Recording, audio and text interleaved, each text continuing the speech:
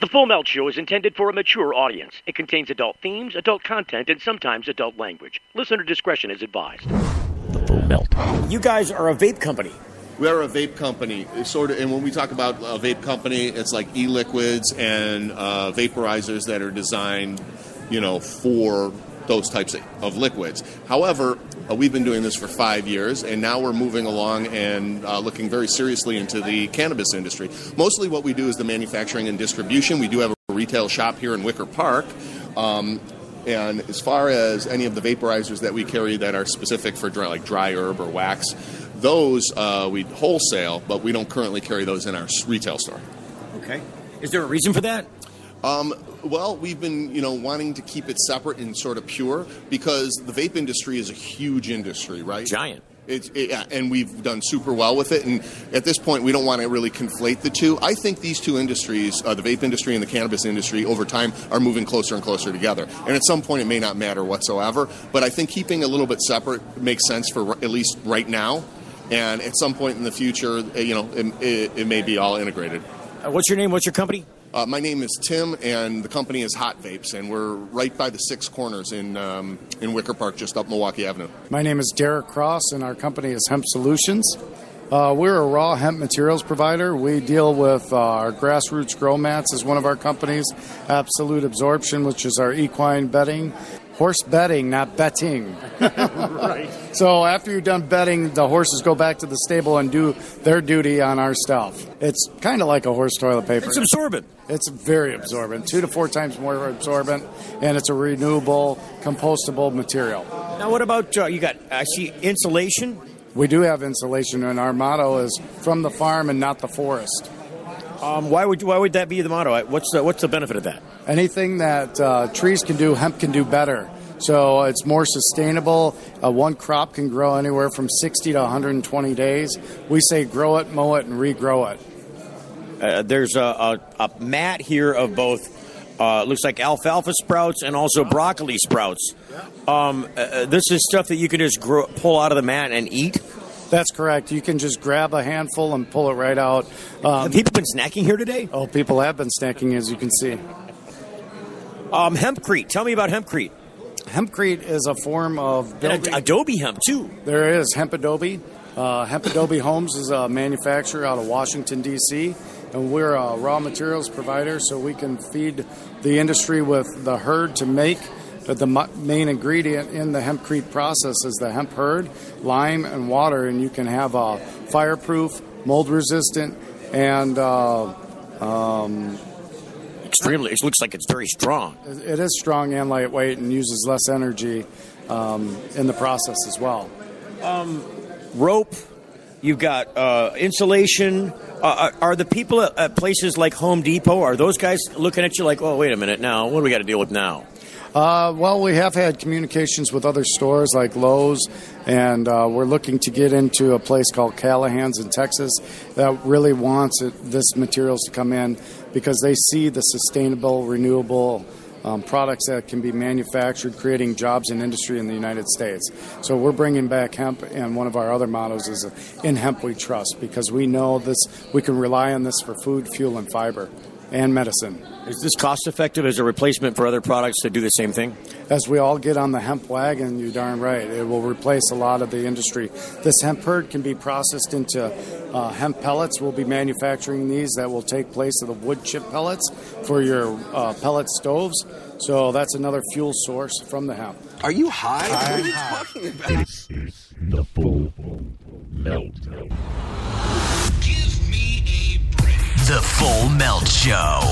A marijuana discussion about news, culture, politics, and lifestyle. TheFullMelt.com. Toll free.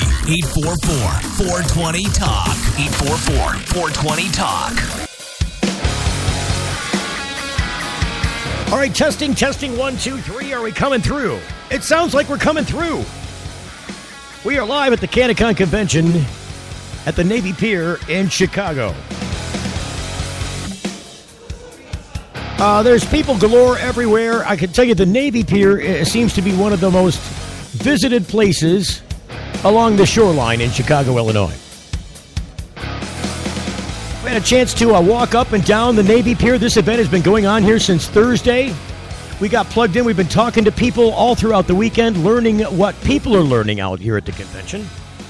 And so this event is being put on by My Compassion. It is kind of being media promoted by this gentleman. Introduce yourself, sir. That's right. I'm Andrew Hard. I'm the head of CMW Media, is the PR firm My Compassion hired to promote this event.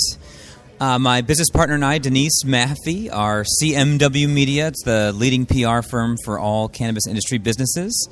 We have been promoting the heck out of this show for My Compassion, which is a 501c3 nonprofit. They're all based on education and education of cannabis doctors and cannabis industry matters. And how about the public? Is the public included in that? Yes, we will include the public in that. So we have reached 1.7 million people in one day, Chicago area residents, I'm proud to say. Wow. We worked our butts off on this. We literally spent a whole month basically planning to promote this show, and it went off like a bomb. As soon as we opened the show, NBC News was here. Our reporter Kai Martin was here. She shot the show. She shot patients. She shot doctors. So you're talking about a reporter from the one of the local TV stations? Yes, NBC5 News. Okay, right. That's correct. And then she went out to her van and they cut live to the show. Really? For their morning show at 11 a.m. You're doing some live shots. Tens of thousands of people. Yes. That is so great. Look, you've got to see these live shots all over the country from your local news stations. Anytime there's a big event happening in town, especially on the weekend. Yeah, the news crews turn out and they cut live from the floor. Like every of the half show. hour or so, they'll just come back in and visit and check things out and do, feature somebody new or talk about something different. That's right. There's a lot of new and different stuff out here in Illinois as it relates to medical marijuana, isn't there? There are, and there's a lot of new problems as well. I can say from being born and growing up in the city of Chicago, I'm actually from the North Shore, the suburbs north of here. There's a lot going on, and honestly, there's a lot of struggles and a lot of problems. We were here last year with Heidi and Mish, the co-founders of My Compassion, the nonprofit behind this event. And a year ago, there was a lot of excitement. It was the first ever cannabis convention. It was in June. It was also at Navy Pier, but I have to say, being back now and being hired by them to promote the show, the progress the state has made has not been significant enough. It's a little alarming. There is no access to any medicine for any patients. No, wait a minute. So the Illinois program's been open for how long? How long has it been in effect now? They are actually about to hit 2 years. Yes, exactly. 24 months? It's a long, long time. And without coming down too hard on anybody, I can say this program... It's not a matter of really coming down on anybody. It's just being honest. I agree. This is just about how politics and government work sometimes. I think the founders of our government meant government to move slowly, lethargically. Well, really, I think they did. And not that the founding fathers had anything to do with the conditions that... No, and quite frankly, when the founding fathers were drafting the Constitution and founding the country... there was no prohibition against marijuana. They were all hemp farmers. All of them. George Washington was a hemp farmer. John Adams was a hemp farmer. For a long time, you could pay your taxes in hemp, was how important that crop was for this country.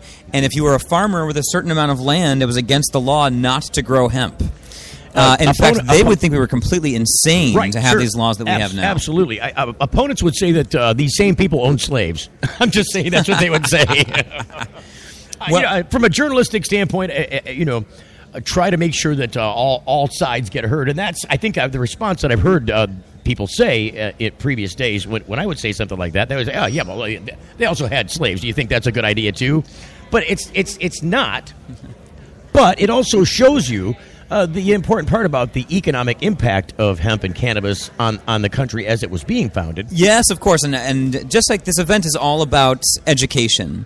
And just like you could offer something like that, obviously for George Washington and John Adams, what you would counter is to say, well, a lot of the science and the research around cannabis now indicates the general well-being and positive benefits for humankind, whereas all the research on slavery definitely indicates that it was a very big negative for humankind. Yeah. That didn't work out so well in the long run. I'll stick with the research and the words from the doctors at this show. Dr. Melamede Dr. Dave Bierman, who was on CNN's Weed 3. Doc Malamede's here, huh?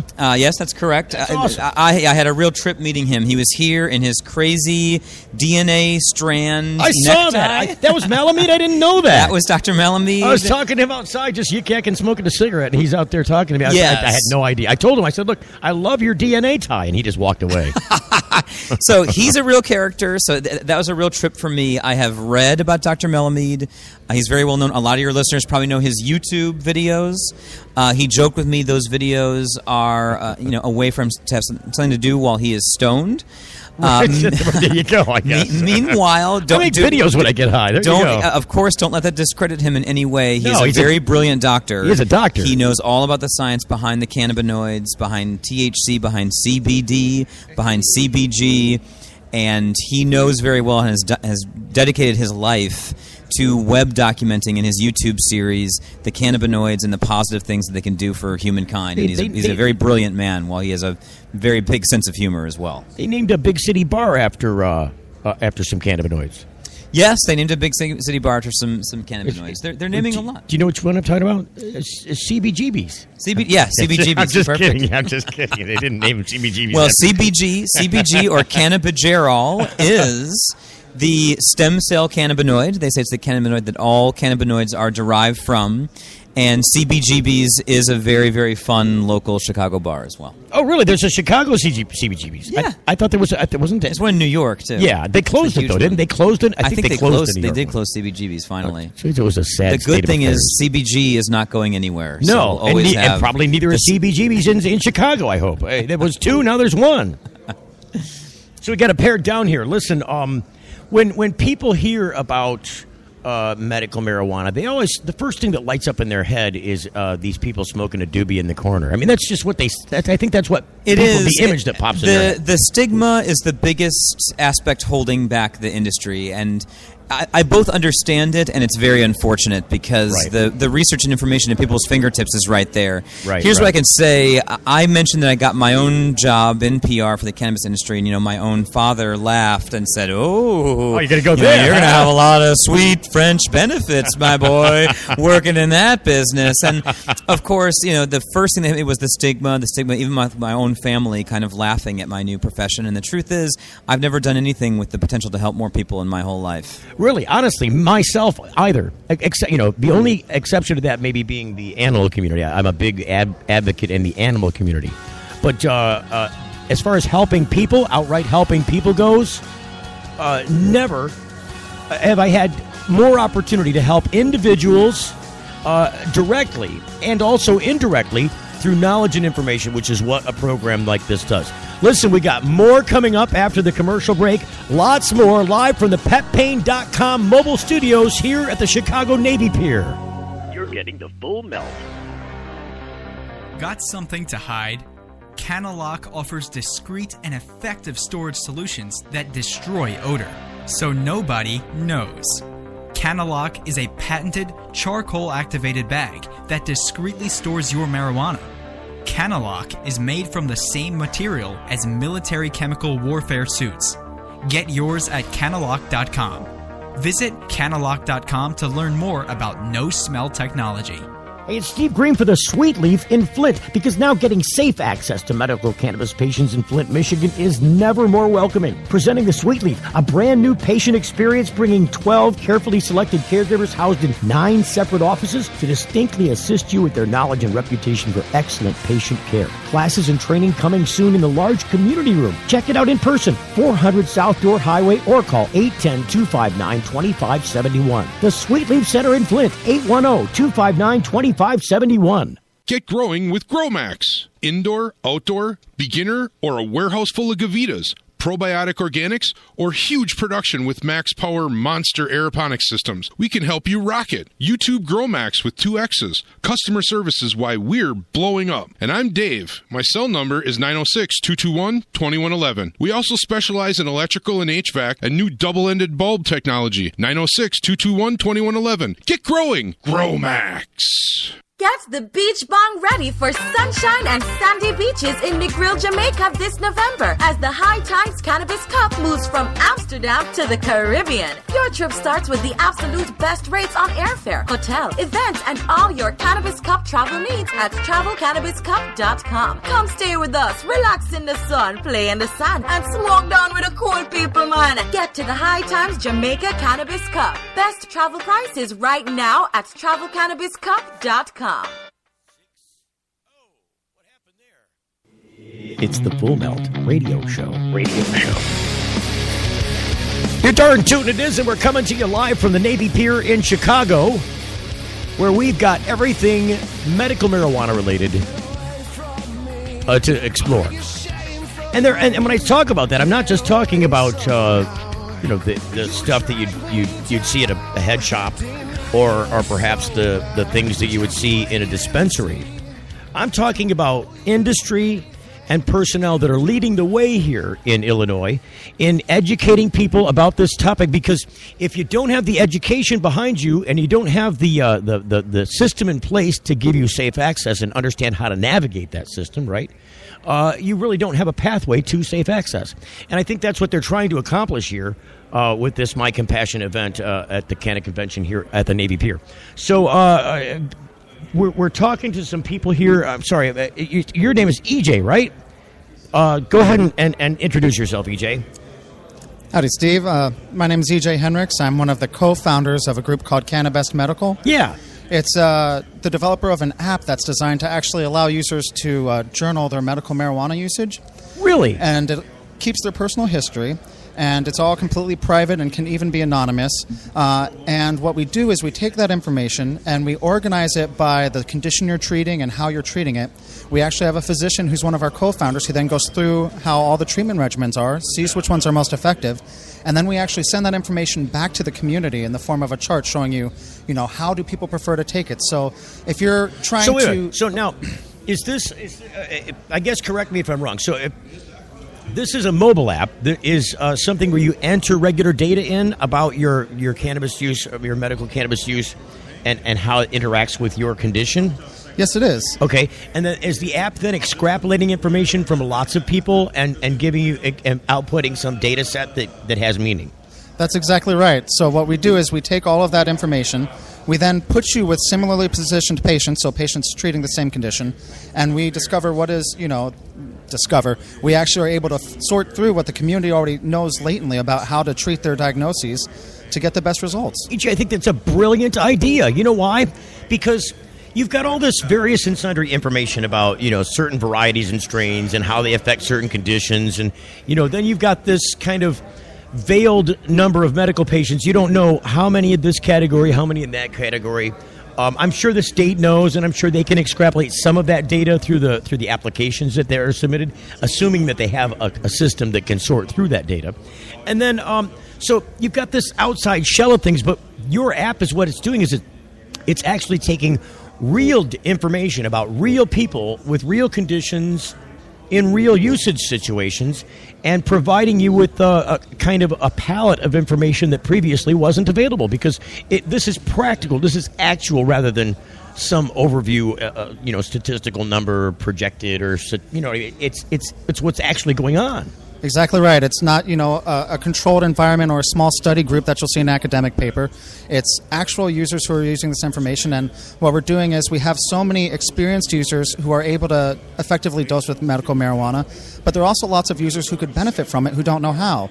So we're figuring out the wisdom of the group. We're learning from the wisdom of the medical marijuana users in order to inform other patients and even people who are there who may not realize there might be a more effective means. Right. Well, so what it does is it gives you some information to help guide and steer you through your own usage based on other people's experience. And I think that's awesome, because the hardest lesson to learn is the one you got to learn on your own. Mm-hmm. If you can learn about how to best treat your situation or be guided to a better point by somebody else's experience, how awesome is that? And that's exactly right. So, if you're treating, for instance, cerebral palsy, you might say, I'm not getting the correct sort of relief for my symptoms. And you could actually look at our app, and we give a whole range because we know every person is different and unique. Right. But there is something we all share in common. So you might look at it and you might say, my THC level is near medium for what everyone's doing for this, but my CBD level is a lot lower than other people are doing. Right. So instead of taking more of the same product, I actually need to look at a product that has a different ratio higher CBD. That's going to give me the same or improved relief with lower side effects. Wow, that's so cool. What gave you the idea for this business model?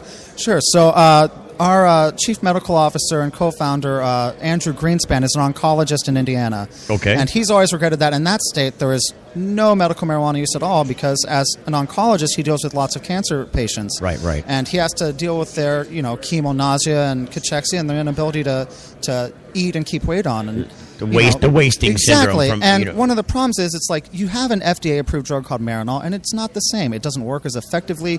We have something that's very effective and that could really help people. Right. And so one of his big concerns was, well, so how do I get people to, A, understand how best to use the medication to get the best results possible, because that's what he wants at the end of the day. Everyone wants the best patient outcomes. But B, how do I also get that data, that anonymously reported data, so that I can show physicians, I can show regulators, I can say, look, we have shown that these people are reporting relief for their symptoms. We have a whole list of side effects we track, so we can show them if and how severe any of their side effects are.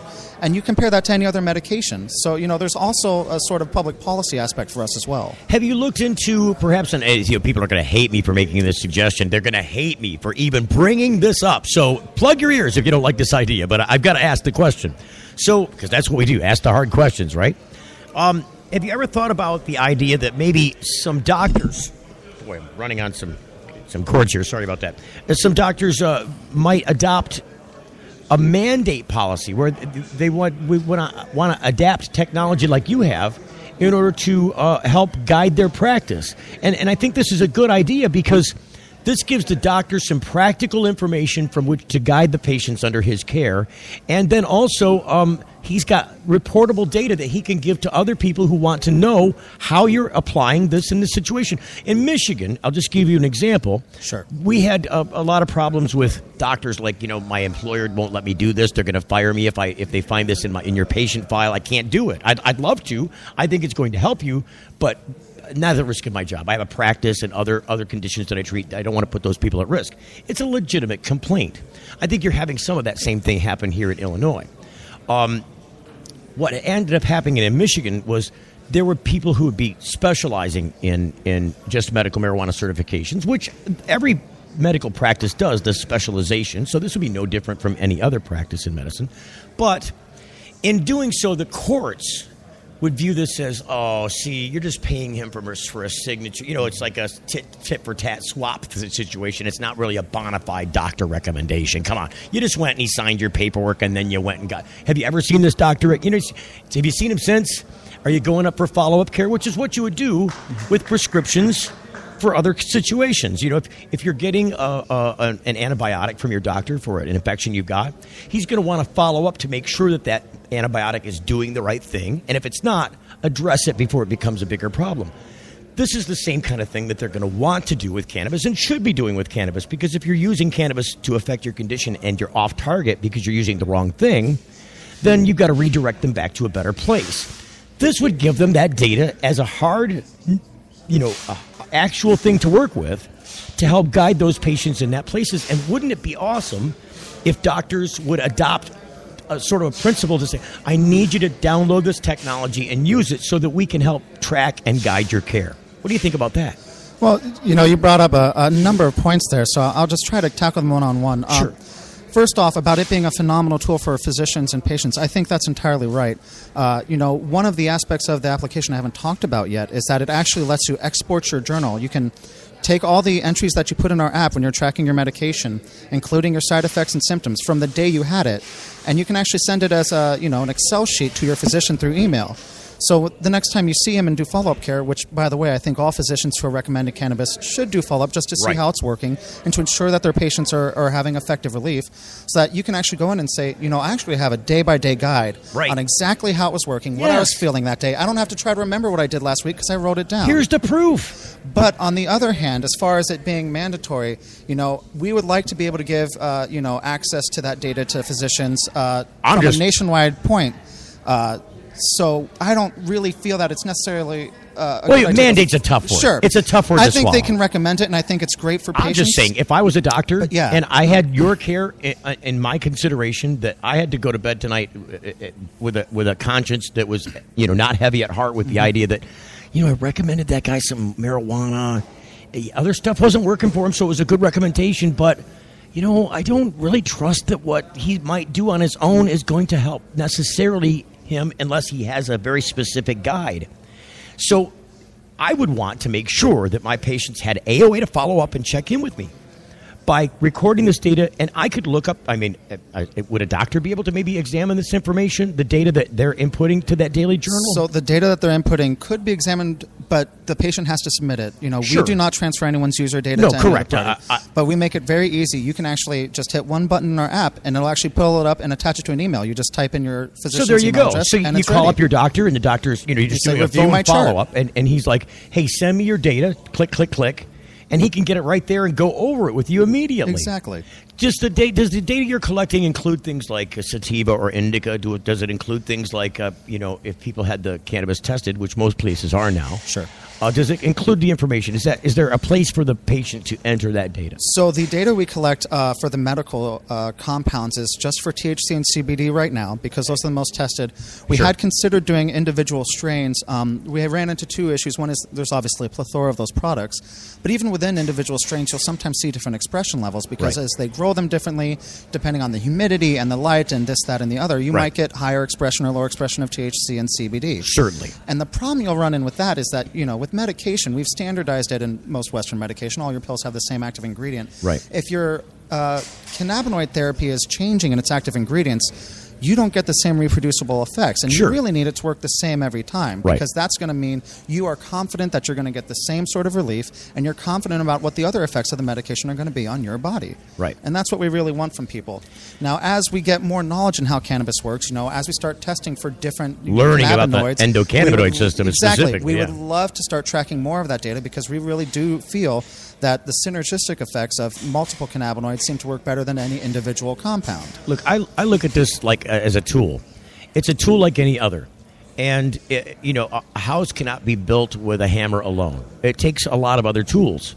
And this is another tool, an excellent tool that's missing currently in that apron of tools. And so I'm excited to hear about it. It's the first time I've heard about it as you sat down here to talk with me about it. We launched last week, actually. Well, congratulations to you. I'll shake your hand. Because number one, it's a great idea. It's I'm in the app world. I'm in the tech world. Sure. I'm in the marijuana industry. I'm immersed in this topic on a daily basis.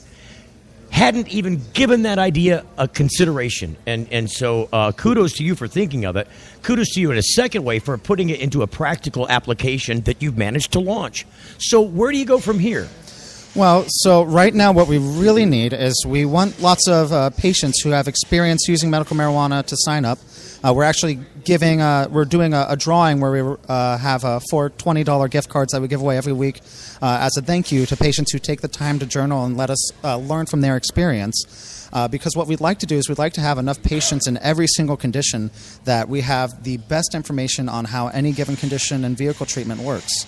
So we just launched last week. We're getting patients, so we're slowly starting to fill out the conditions. We're slowly starting to get our chronic pain and our cerebral palsy and our PTSD patients. Yeah. Well, I think the thing that this might help for most, in Michigan, and I can only speak from practical experience that I've had.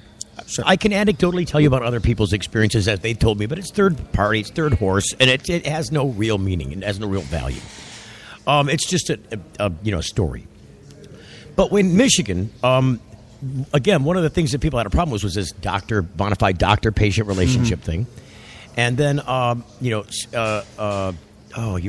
took me to a place, and I've lost track of what there's the data that you're collecting is useful in such a way that previously, I guess, up until now, wouldn't have been available. I mean, this is very important personal data that you're recording, without personal identification. It's all anonymous. And so it's a collection tool that is going to provide information like, okay, so chronic pain, that's where I was going. Sure. In Michigan, chronic pain is one of the hardest things to do because, the police will come after you and they're like, oh, you don't have a bona fide doctor-patient relationship, or you've got chronic pain. I see. So you got a headache? Is that the deal? You stubbed your toe? Yeah, I mean, there'll really be that smug about it. And so this, I think, would give some evidentiary value to the type of chronic pain that people have and how it's being affected by cannabis so that you can respond back to those naysayers, because it's really a negative thing to approach this subject from that standpoint. Sure. They're almost taunting you, teasing you.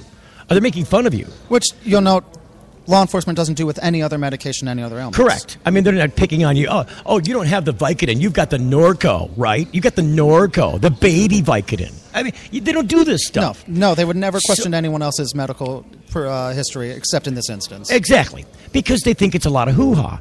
This would give you the evidence to say this is not hoo-ha. This is not witchcraft. This is not boogeyman. This isn't Rumpelstiltskin running around a fire in the middle of the night. This is people getting practical, palliative relief and care from a horrible chronic condition. Yeah, I think it's awesome. I really do. I'm awe-inspired by what you guys got going on.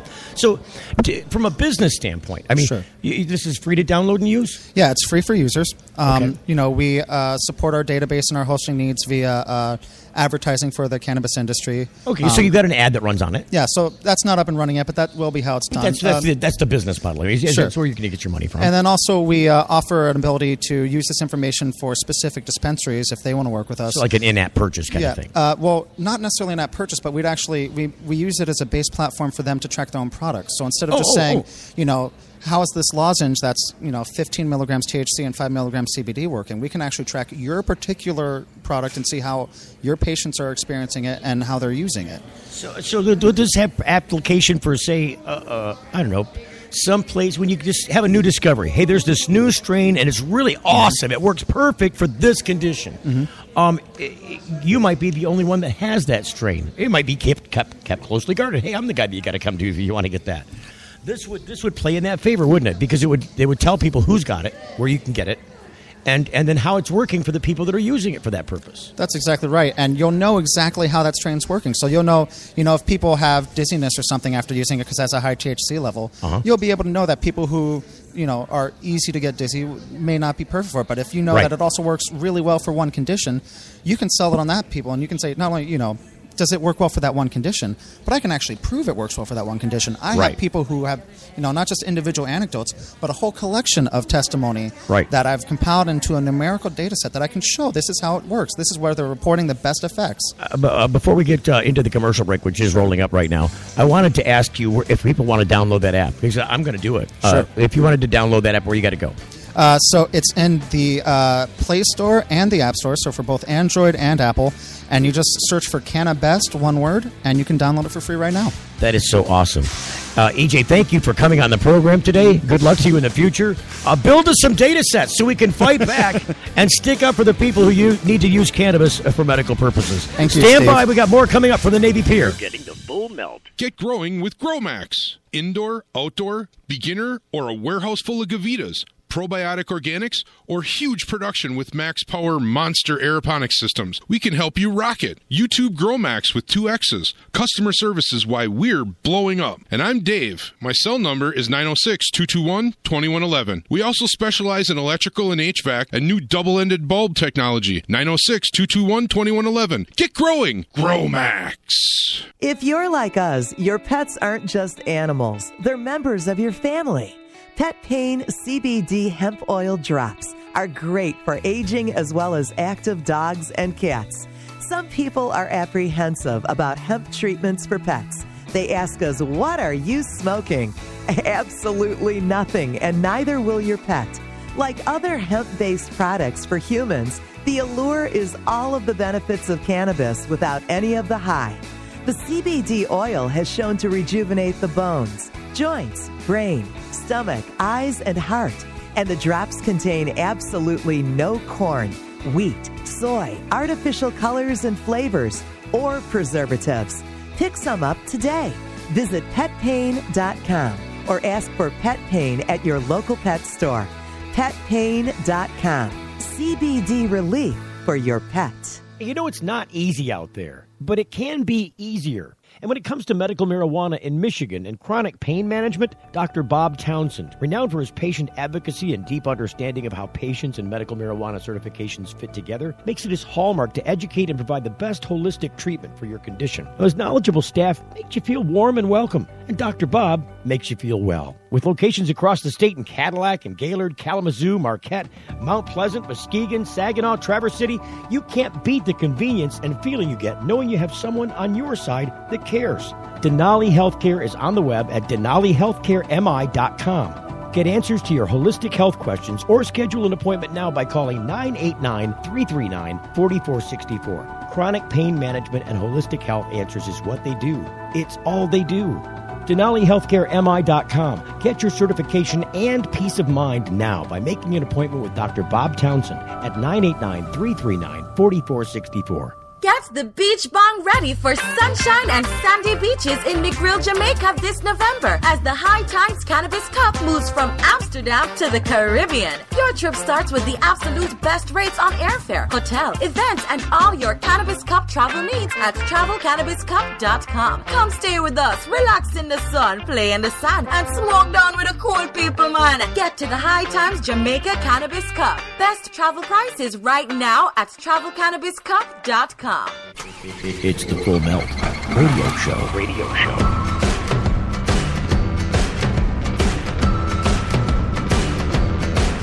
So we're live out at the petpain.com studios, the mobile versions at the Navy Pier in Chicago at My Compassion's Canna Con, and having a great time of it. I'll tell you what, I've never had an opportunity to be out on the water like this, right on the edge of the city in Chicago.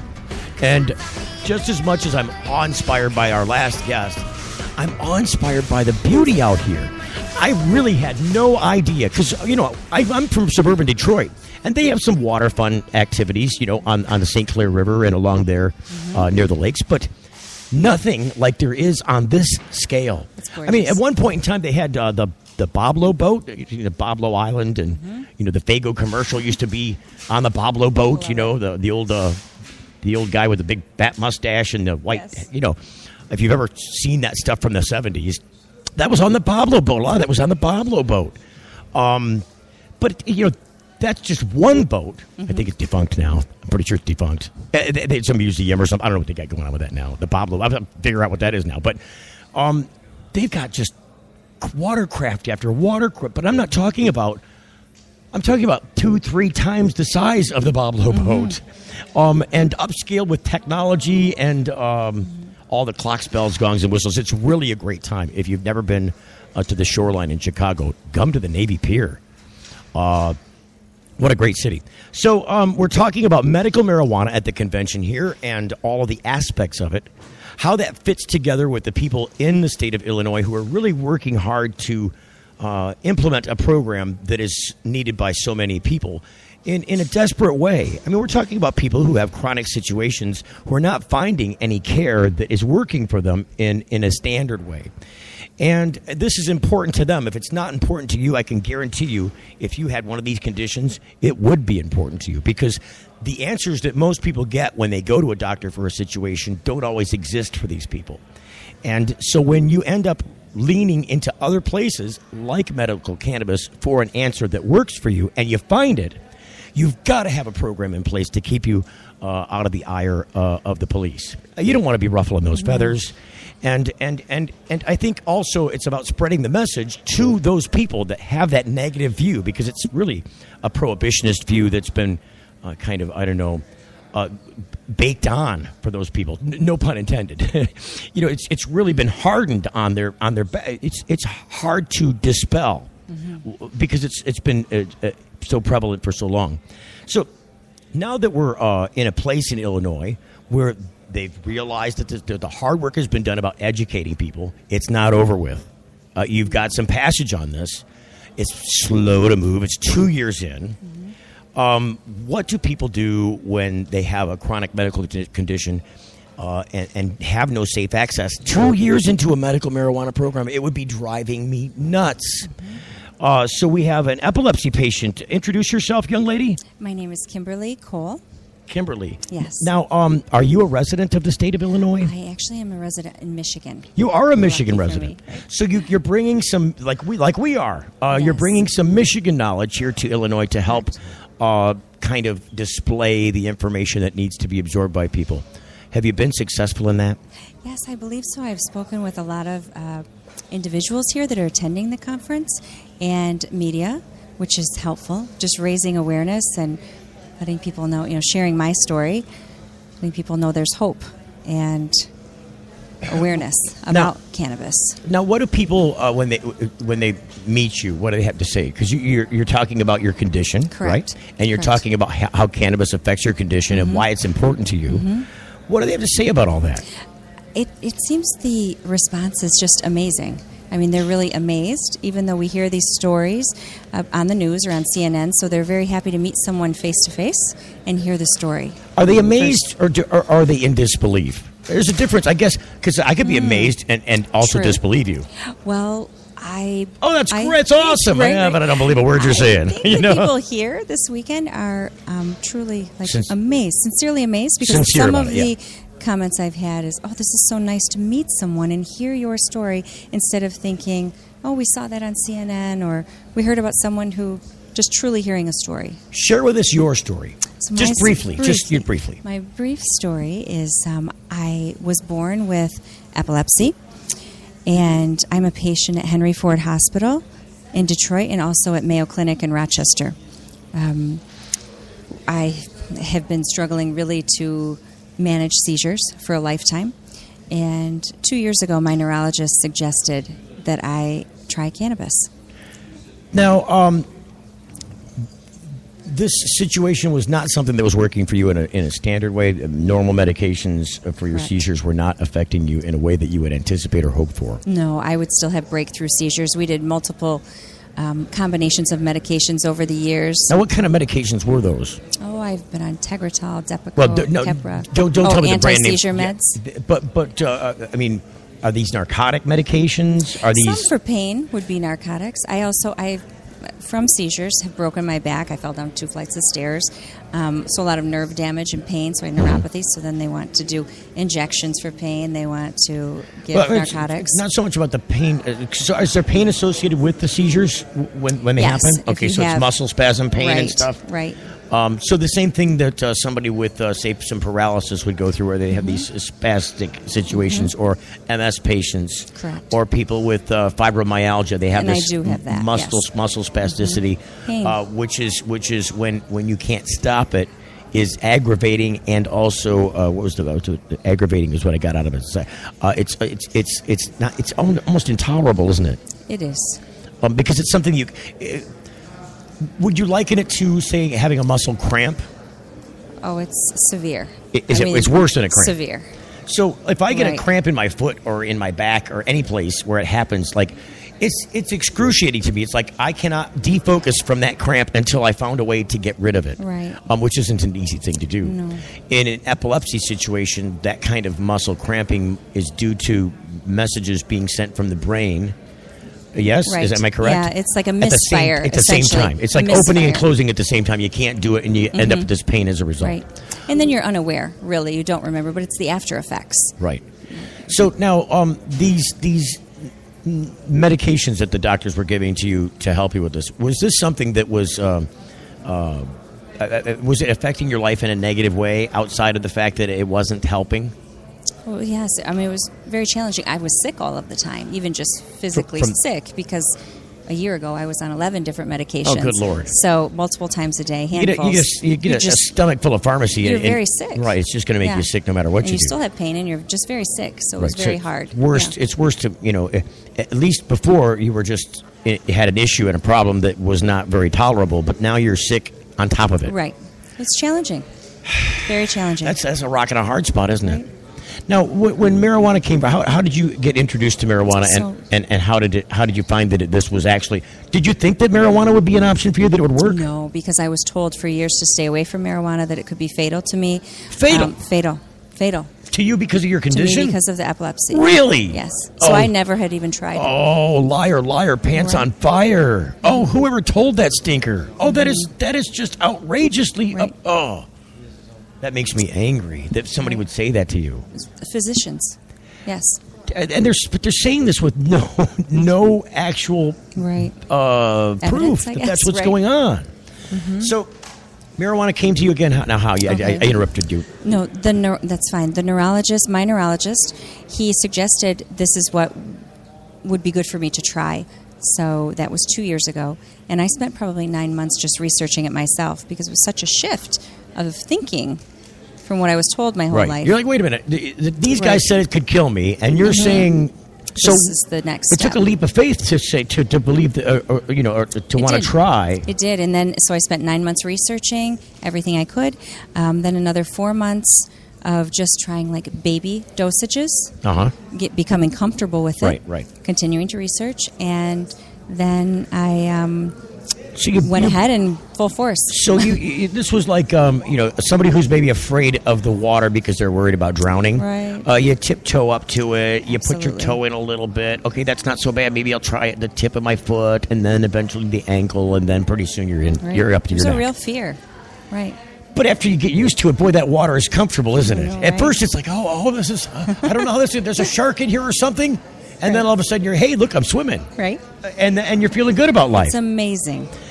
Yeah. If I was to ask you to scale it for me, scale of 1 to 10. So the worst condition that you had, the absolutely worst situation with the epilepsy being a 10, and utter bliss being a 0. Where was it before in that scale? Before cannabis came along, even with the pharmaceuticals that you were taking, and then when cannabis came along, could you re-rate it for me? Yeah, there were definitely moments of 10 where... Okay. Moments of 10. Uncountable seizures day and night. And now it's the polar opposite. So if we'd say so it's 180 degrees the other way. 180 degrees. Now, I have life. That's got to be just like awe-inspiring. You're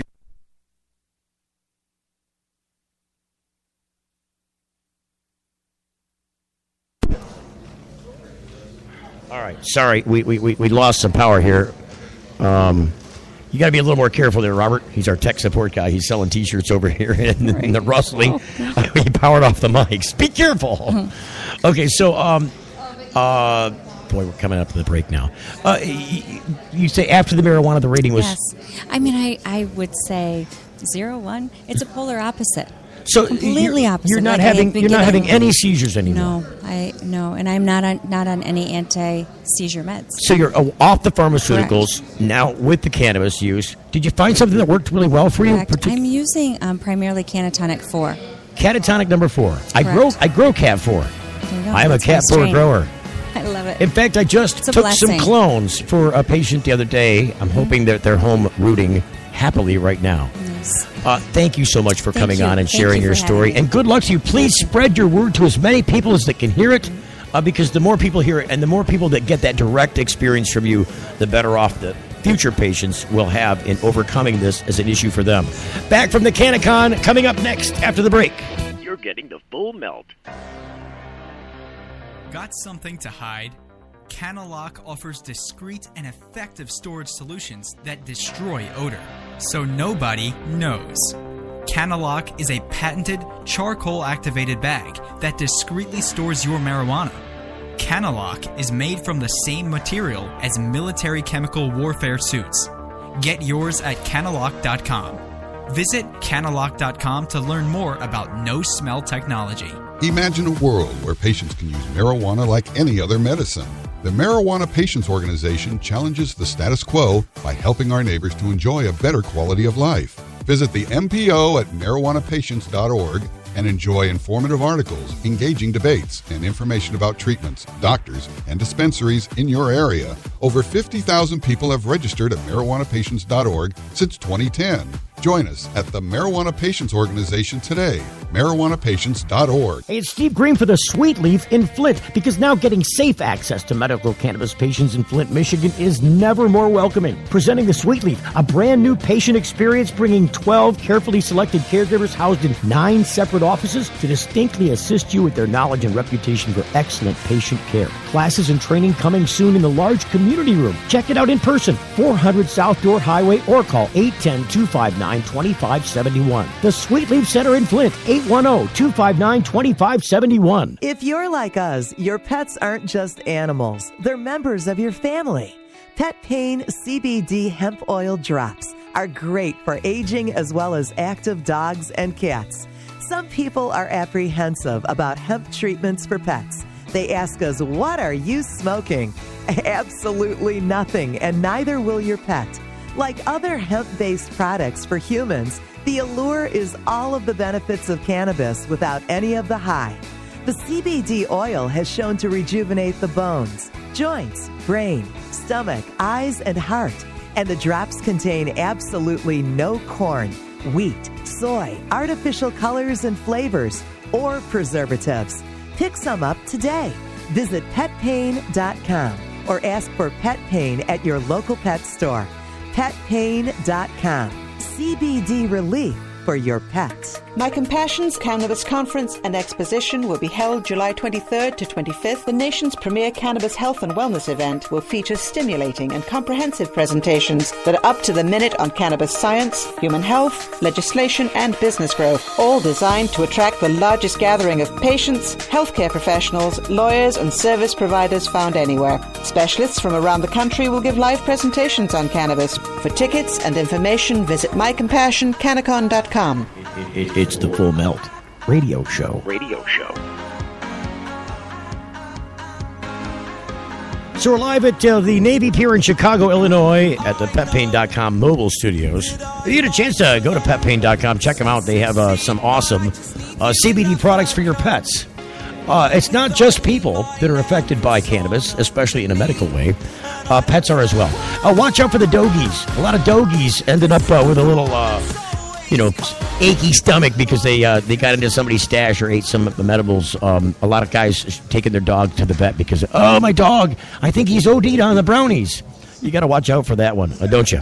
Yeah, that's absolutely right. I mean, keep in mind, all animal lovers know animals are afflicted the same way people are. Right. Animals have anxiety. Animals have seizures. And actually, I was in Chicago at an event called Pet Food 2.0. And I was there with a CBD company, and we did some media. We got on Univision, and literally... Univision! Well, what I love is, honestly, Univision and Telemundo are very frequently... very, very open to covering the industry and covering medical marijuana. Yeah, I actually really appreciate how supportive they are. Telemundo, which one is it Univision? I can't remember which one it is. One of them's got a deal with ABC. Don't they work in partnership? Telemundo and NBC are intertwined in Chicago, and they're content partners. Okay, and I think it's the other one and ABC that are partnered up. Univision and ABC, maybe that they've got a side channel. They've actually got a whole side network, but as a combination team between the two of them. Yeah, I forget what it's called, though. I can't remember the name of it. I can say Telemundo and Univision both came out to this show. Really? Telemundo was cutting live from the floor right behind your booth. Oh, that's great. Their coverage was incredible. They did a lot of really good interviews. We actually scrambled. We ran around to find as many Spanish speakers as we could. And I'm surprised in Chicago how difficult it was for us. I think at one time we had one of them interviewing a security guard. I wish we had a better Spanish-speaking... All I know how to say in Spanish is the 5th of May. The 5th of May. That's all I can say. I know. I can do papas fritas is French fries. Right. El hipopótamo is hippopotamus. El hipopótamo? And scarf is la bufanda. La bufanda. I feel like I'm on Sesame Street. Oh, yeah. And we got Funhouse is La Casa de los Fantasmas. Now, look, I'm good. If I started trying to speak Spanish I got confident, I'd probably swear at people and say stuff that was perverted by accident. It's just just no, that's not what that means. Exactly. Or you would insult the person, Right. or get it completely wrong. Know your language before you start trying to use it fluently. That's all I'm saying. Especially in Chicago. Boy, there's a lot of languages being spoken in Chicago. There's a huge Polish community in Chicago. Yep. There's a massive Latin community.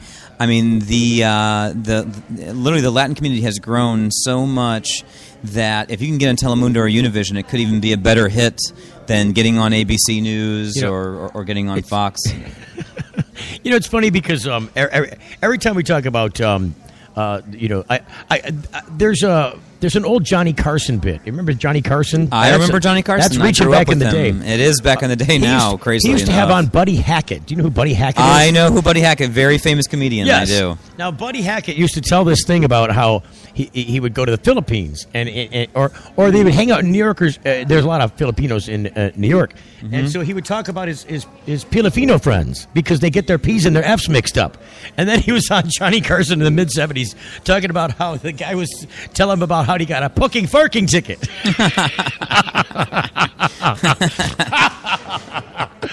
See, you know what? The P's and the F's, he says a booking farking ticket. I'm like, oh my God. Buddy Hackett just said that on NBC in the middle 70s. Anyway, I thought it's funny. That's good. Well, it's better to say the scrambled version than what he actually means. But that's how they would say it. I mean, they do mix up their P's and their F's. It's funny. When they're trying to speak English, the P's and the F's are mixed up. They're flip-flopped. But so Buddy found a perfect spot to flip-flop them, I guess. It's kind of like Jimmy Kimmel does now with the unnecessary editing. Or the unnecessary, what is it called? Was it unnecessary edits? Or? Unnecessary, what do they call that? Censoring. Unnecessary censorship. And he bleats up there. It's the same idea, really, except he actually said it, just flip-flopped it. Anyway. So we got a couple minutes left in this hour. We're here doing a live 2-hour special broadcast from this location. We've had a chance to absorb so much from so many over time here the last couple of days. Intending really to do a broadcast when we first arrived. That didn't work out so well. And then one yesterday, that didn't work out so well either. We had some technical problems. But it did give me an opportunity to walk around and talk to people and absorb stuff that I wouldn't have otherwise had the opportunity to do because we were on the air doing a broadcast today and then a broadcast tomorrow. We focused on all that instead of, at least me personally, wouldn't have had much of an opportunity to mingle with the crowd or to talk to people about what this means or what it doesn't mean to them. And so I've had a really good opportunity this time around, and I think the people here are I think, still kind of mesmerized by it a little bit. They still have a little glaze in their eye. They're like, wait a minute. They still also have that little impish look like, oh, it's a marijuana thing? What's about? Tell me about that, Or, can we go in there and look at it? Is there any samples? They want to know if there's samples. Well, everybody wants samples. Yeah, the cannabis chewing gum has been sampled a lot. This is... I got to talk about the cannabis chewing gum. Yes, absolutely. In fact, we can have an expert on to talk about it later. This is Andrew Hard, by the way, the CEO of CMW Media, the show's PR firm. Is it called Canna Chew? What is it called? It's called Can Chew Gum. Can Chew. Actually, I can give you a rundown on it right now. It's the actual world's first cannabinoid release chewing gum. Really? And right now it's here. We literally we had an NBC reporter eat it on air, saying this comes from hemp, so I can eat this and not get arrested. Right. That was Kai Martin earlier at the show, and ABC News. Did he blow any bubbles? No bubble blowing. Actually, it's harder to blow bubbles. It's like chewing gum. It's not bubble gum. They're reformulating the gum. And right now, I will say, it's a great product. It's an innovative product. They received a patent on it from the USPTO. So it's the first ever patented cannabinoid-released chewing gum. That's a bigger deal than people think because the cannabis industry is not receiving a lot of federal patents on their products yet, as we all know. Isn't the Wrigley Company, the Wrigley Gum Company, weren't they a major...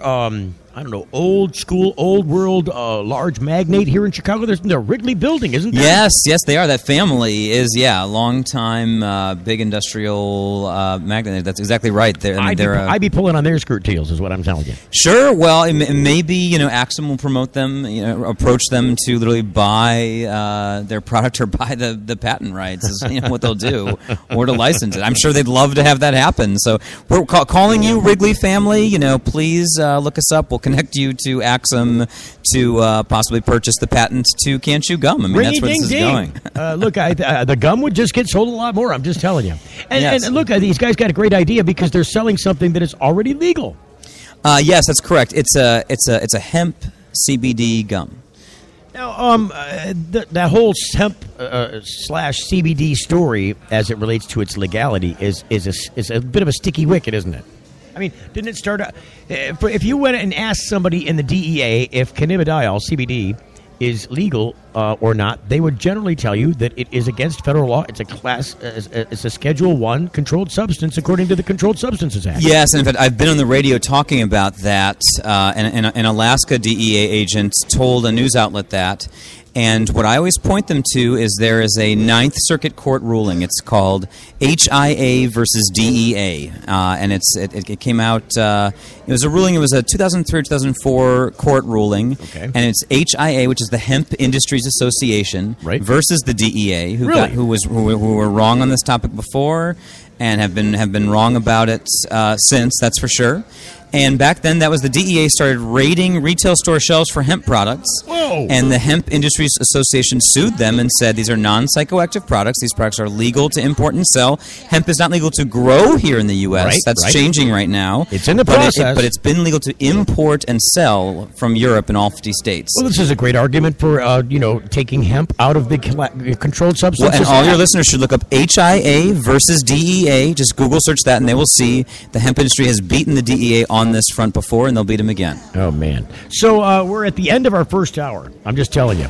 So we got more coming up during the second hour of our special live broadcast from the Navy Pier in Chicago. This is Canna Con, being put on by My Compassion. My Compassion. Look, this is the only national nonprofit talking about medical marijuana to the nation. And we're here to highlight some more of that. Some interviews coming up after the top of the hour break, which is happening right now. Stand by. The Full Melt Show is a production of TFM Media. The Full Melt Show is intended for a mature audience. It contains adult themes, adult content, and sometimes adult language. Listener discretion is advised. The Full Melt. Now, what does Organobliss do? Well, it's an all-natural plant growth enhancer. What's your name? What's your company? My name is Jim Kostrava, and my company is Organobliss, LLC. Now, what does Organobliss do? Well, it's an all-natural plant growth enhancer. It's a liquid that you mix with water. You shake it up and spray it on your plants once a week, and they grow very vigorously with no synthetic pesticide. Who's your big customer base? Anybody growing plants of any kind, but the reason that we're here today is that our best customers are growers of medicinal cannabis, because they tend to have problems with spider mites and powdery mildew and things like that, and our product will control both of those and increase the yield of their cannabis and increase the THC levels. And we're the one organization that has an all-natural organic product listed with OMRI, Organic Materials Review Institute. And you got a website? We do. It's called Organobliss.com. So what's your name? What's your company? Steve with Tactical Security out of Waukegan, Illinois. Tactical Security. So is there a big demand for security in the medical marijuana industry? Yes, and Illinois has placed a very heavy emphasis on security, and they did so in order to try to get the law passed here in Illinois, the pilot program. Are you guys from Illinois? Yes, we've been in business since 2007. We're based out of Waukegan, Illinois. We also have a branch in Chicago. And we've done all types of security from high-end transports to golden coin shows. So making the transition to securing the currency and the product, the medicine, was a natural progression for us. It seems like the program still hasn't really ramped up in the state yet. Are you getting a lot of people calling you about that? We're getting a lot of calls from other dispensaries that are hoping to come online, inquiring about security services, as well as some of the cultivators, which now are online and have actually started to plant seeds. They're calling us for our transportation services of either delivering the medicine or picking up their currency. So points of protection, what do you guard? We can protect the currency in transport.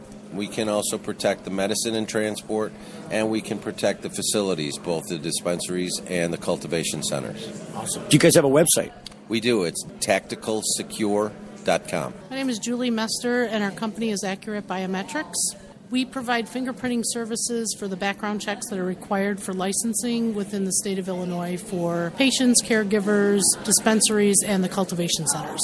Is it the case in the state of Illinois that everybody has to have this done in order to get access to their card? Absolutely. It's all electronic, done on electronic equipment, electronically scanned to the state, and then the background check goes back to the licensing agency within Illinois. So now, are you contracted through the state, or are you a private company that's just fulfilling a state need? We're licensed through the state. What's your name? What's your company? Isodial is our company. We are a Swiss company that manufactures and distributes CBD from industrial hemp. All non-GMO, pesticide-free. We purify it to 99% purity. So it's a pharmaceutical-grade natural compound that we can formulate into all kinds of different products. I've noticed you've got a water-like product. Could you tell me about that?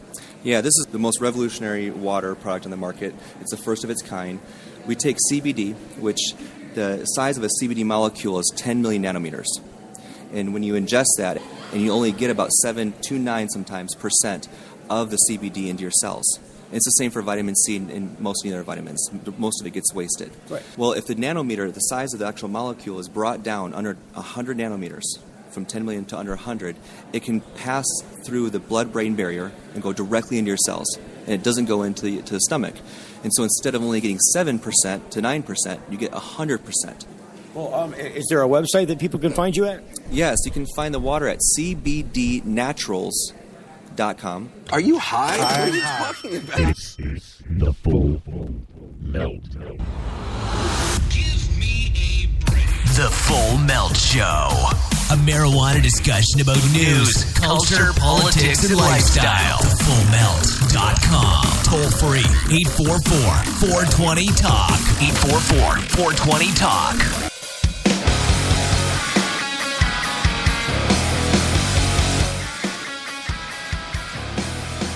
Hey, so what's going on? Oh, good Lord.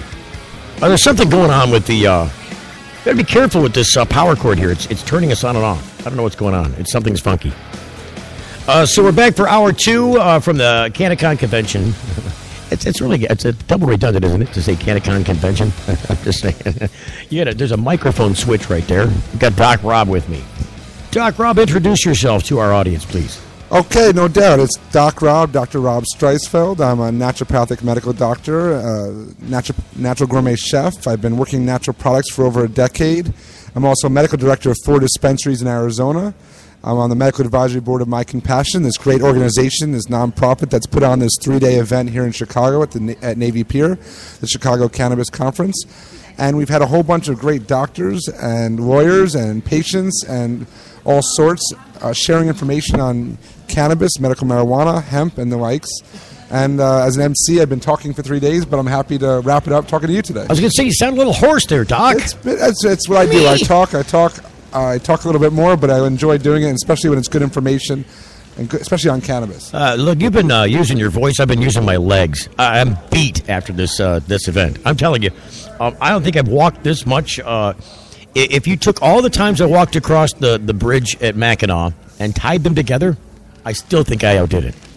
Well, that's good exercise. It's good for you. Instead of me sitting there and going up and down the stairs on stage, we had the Grand Ballroom here at Navy Pier. Gorgeous room, but it's also a tease because you're looking out the windows, looking at all these great boats hitting the water and the sun outside, and kind of wanted to be there too. Yeah, look, it's a great venue for this. People have been coming by the booth here all day, lamenting over our view. They're jealous about the view that we've got over the waterway here. There's a crap ton of boats out there. All staring back at us. They can't see us, but we can see you. Right. If we would put a cannabis conference outside, they probably would dock up and stop in and see what's going on. Look, why didn't they? That's what I want to know. Why isn't somebody flying a plane with a tail thing saying, hey, cannabis convention that way? I think that's a great idea. I think we'll have to talk about that for next year's conference. Next year.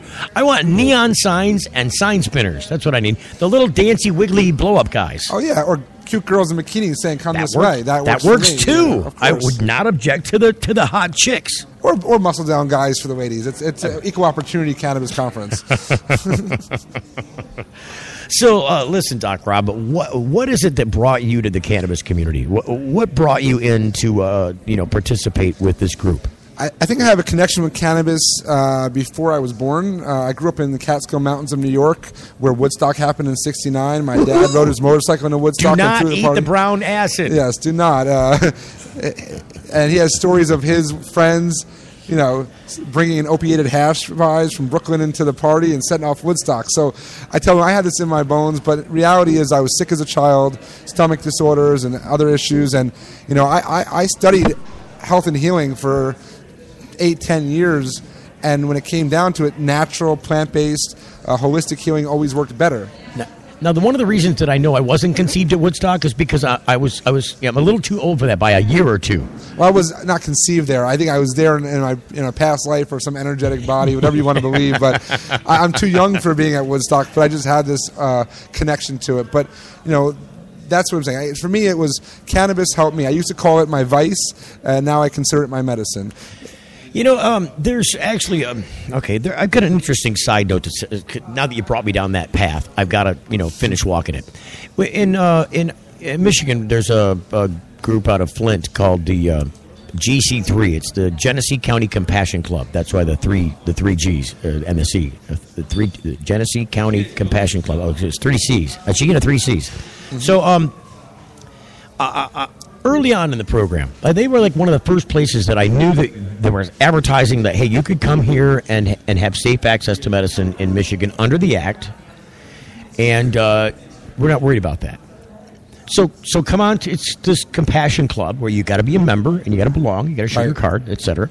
But we're going to make available to you access through other patients and caregivers to the medicine that you need, and also be able to have that personal interaction, ask you questions about your medical garden or how you do what you do and how you know what you know, or kind of really just vet this out for yourself. Right. It's a touchy-feely thing. You got to pick it up and kick it. It's like buying a car. You don't just look at it and buy it. You got to get in it and feel it and grab the steering wheel and see some reviews online, see what people have said, kind of get some feedback. So these people, I think the first time that I heard the words "my medicine," in such a blatant way, such a glaring way, such a statemented way, was the song that and I'm going to have to pull it out. I can't. I don't know if I can do it.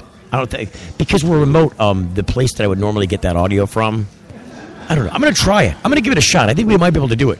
There's a song called "My Medicine," and these guys actually went, whole hog. I mean, they went out and did a music video with a local band. And they cut the rug on it. I mean, they did, for just a bunch of amateurs from a Compassion Club doing their own song. They wrote it, they produced it, they cut it. I mean, it's cut together like a professional video. Nice. But the first time I heard it, I was actually walking through a Walmart, and I got the link to it, and I was overwhelmed. I was almost brought to tears to the idea that these guys had taken this notion about it used to be my, I used to be a criminal. But now I'm a patient. That's what the song's called. Right. It's not about my medicine. It's called I'm a patient. That's the name of the song. Okay. Now I'm a patient. I used to be a criminal, but now I'm a patient. Right. It's kind of a way of describing to people, look, we took this issue back and took your ability to stop calling me a criminal or just to keep calling me a criminal away. Right. Because now you can only refer to me as a patient. I'm not a criminal anymore. Right. That's a powerful statement, isn't it, Doc? It's a very powerful statement. Just like saying I'm now a farmer. Like, why can't we grow our own food? When I say it's my medicine, I also think food is my medicine. So right, exactly. And so where is that going to be taken away from me and my rights to make the decisions to grow my own food, to heal myself with food and diet, to use what nature gave us and the plants provided in a natural and unadulterated way, and and see miraculous change. Just because it wasn't synthesized in a lab doesn't mean it isn't safe. I'm going to play the piece of this. I'm going to see if I can find this and play you a piece of this. I have to do it a different way. I think put G3C directly in the search and see if it'll. There it is. I'm going to play a little bit of this for you before we go to break. Hang on, we're going to see if we can. I'm going to have to stop this abruptly when the commercial break starts, so it might be a bumpy ride, but at least you will get a taste for what this song was. We'll play a little bit of it going into the commercial break. Stand by. Here it comes. I think this should work. Here we go.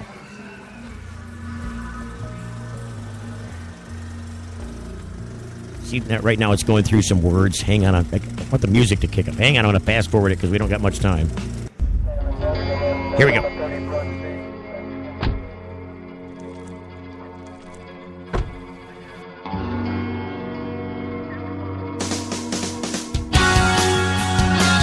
Oh, no. Yeah, the commercial break started. Right as the music started, the commercial break started. So I'm going to put this on pause.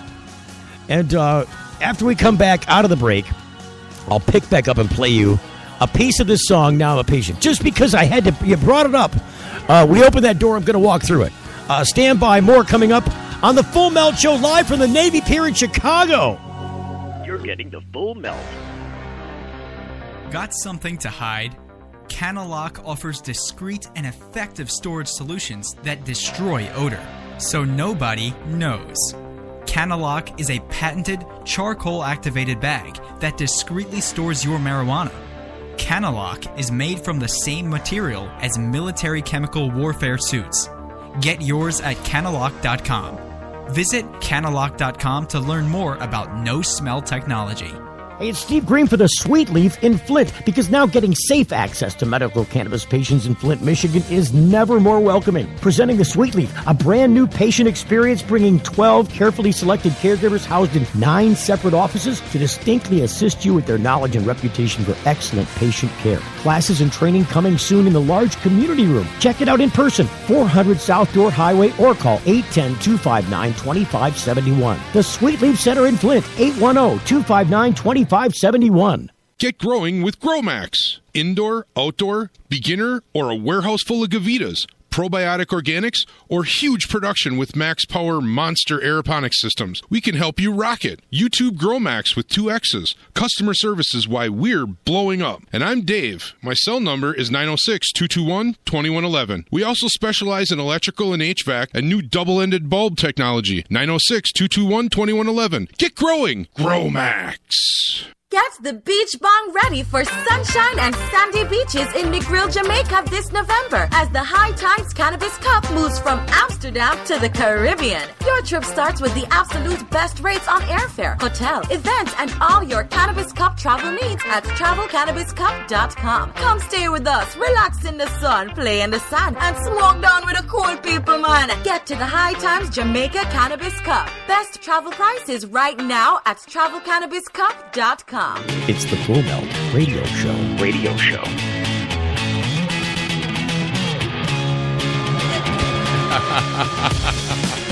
Slamming it home from the Navy Pier today in Chicago.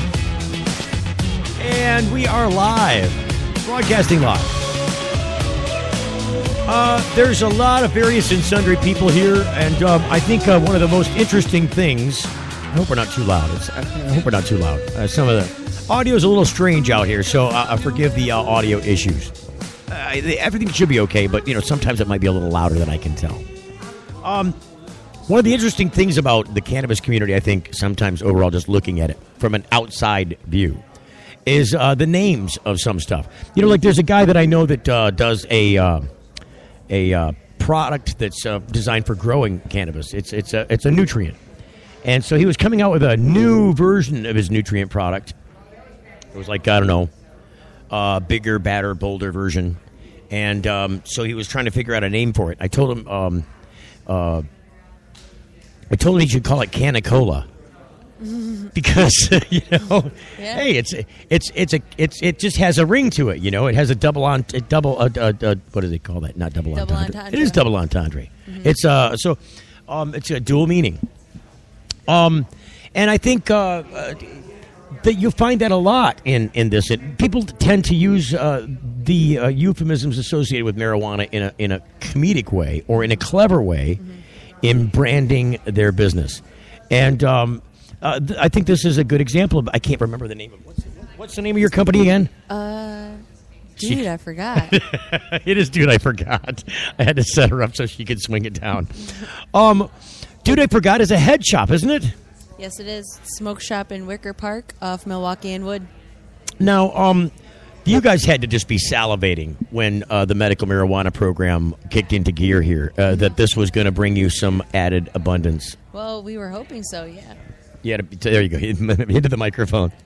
Go ahead, say. Can you hear me now? I can hear you now. We're doing a commercial for Verizon, I'm just saying.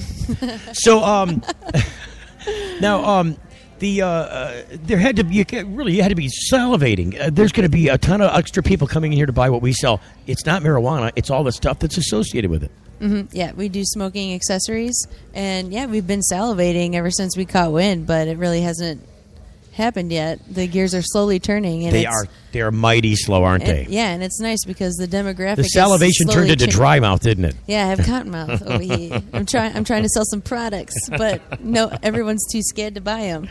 Oh, see, it is. It's like that too, isn't it? It really is. Like I have people. Don't go into the cannabis shop. They're going to see you going in. I know there's no marijuana in there, but they're going to see you. They put the hat down low. The glasses are on. They got the disguise going. They got the collar popped. Yeah, they got the clown wig on. They got the It really that's an artificial paranoia, isn't it? I mean, do people need to feel like that when they walk into a head shop? I mean, I don't really feel like they need to be paranoid at all at this point. I mean, the cops have bigger fish to fry, but who am I to say? Well, and some mighty big fish too. Some really big fish. Some angry, mean, ugly, damaging fish. I think they need to be frying those. Yeah, the highest murder rate in the country. That's a pretty ugly fish. Well, I don't know. Detroit likes to compete with you. Well, it's a horrible competition to be a part of in the first place. But here's the deal.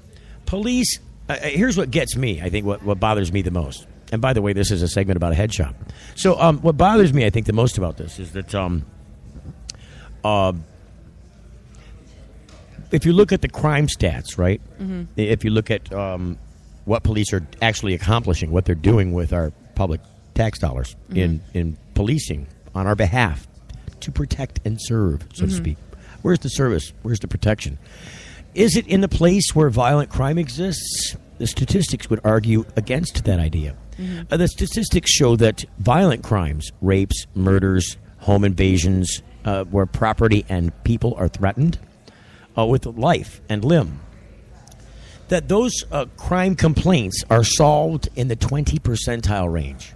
So 2 in 10 of the complaints made about these murders, rapes, robberies, home invasions, these kinds of crimes, carjackings, are 2 in 10. Yeah. 2 in 10 are getting solved, let alone prosecuted. Yeah. So they might know who it is, but they got to find them, right? And now, if you talk about drug crimes, you know what the percentile is in that? No. 90. It's over 90% of drug crimes that are reported are solved and prosecuted. So this shows you where police are focused, right? Now, what do you think might account for that focus? Do you think? I sound like I'm trying to teach you. I'm not trying to talk to you. I'm just anecdotally asking. What do you think might account for that disparity in numbers? Okay. Well, I mean, I can't really expect one person or a police force to be everywhere at once or to know where the crime is taking place. So I understand that not all murders and rapes are going to get solved. You know, that's just one thing. But, you know, why not? For drug users and, you know, dealers and stuff, I mean, they leave a trail.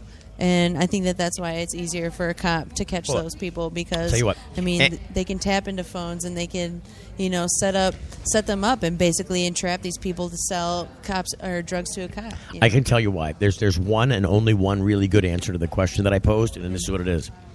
Police have an incentive to bust on drug crimes because there's a monetary benefit attached. If you are a murderous, drug-raping gangster, I'm just saying, I'm throwing all those together. If you're committing murder, rape, robbery, if you're part of a gang, if you're doing some blood violence on people, if you're really a negative aspect in your community, number one, you're difficult. You're dangerous. You got weaponry. You might shoot at me. You know, I don't know what your motivation is. And if I'm going to bust you, I have to do it with evidence. So I have to go and find the people that you've raped and murdered.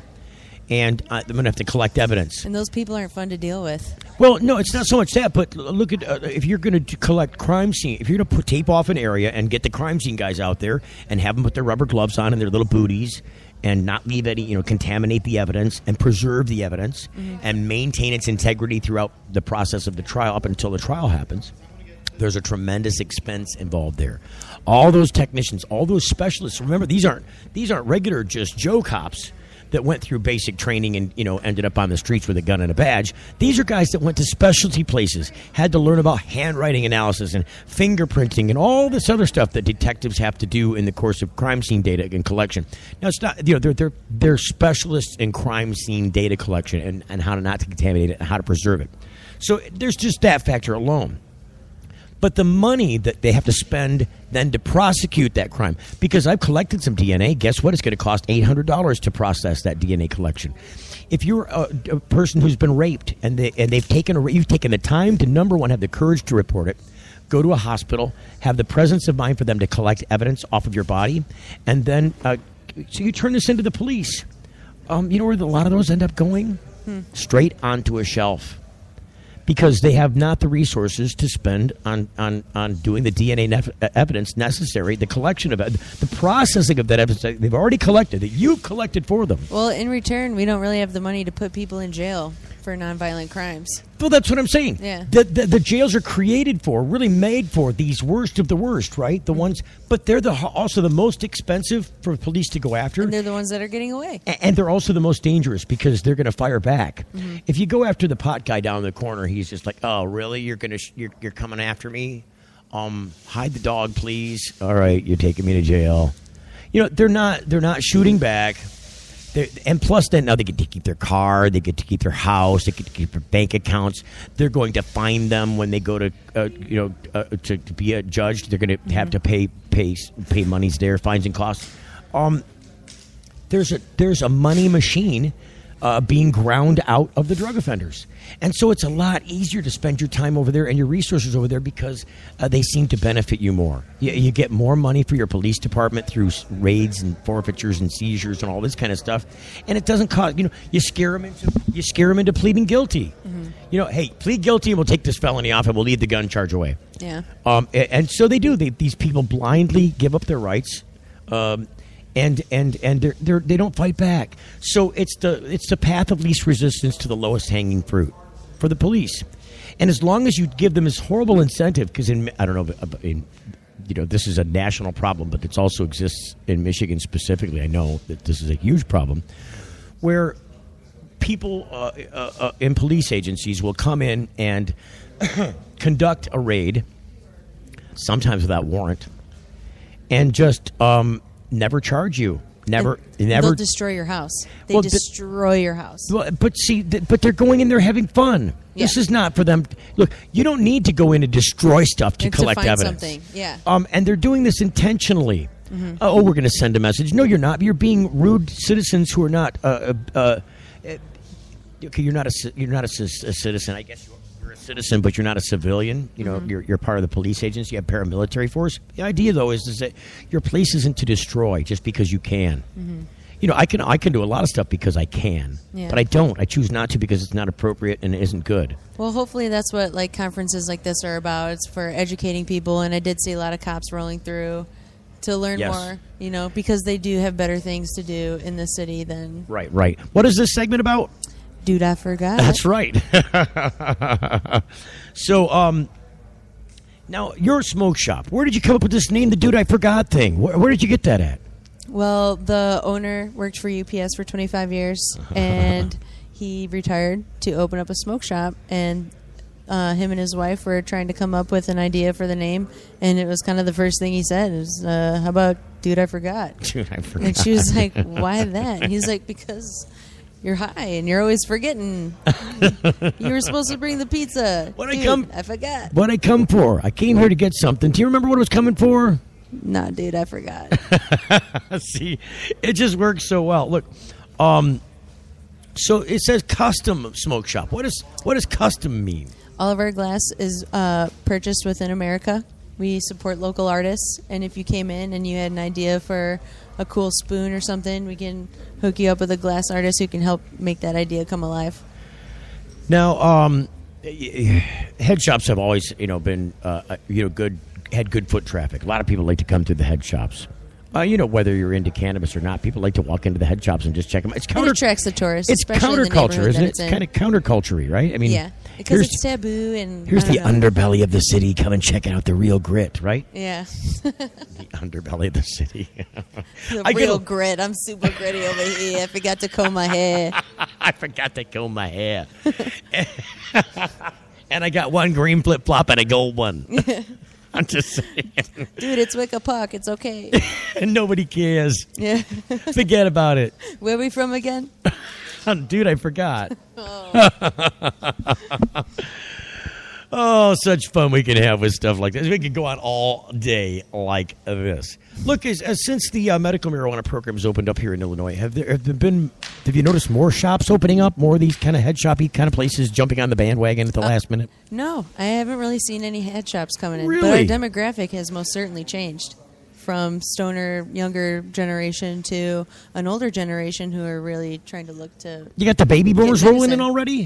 Is that what you're Older telling than me? baby boomers, I would say. Older than baby boomers. Yeah, because the baby boomers were hip. They were partaking. I'm getting people that are a little bit older than the baby boomers that have no idea what's going on, have never smoked pot in their life. Are you Honestly. kidding? Are you kidding me? You're taking a Canna cap? What's a Canna cap? You put the batteries where?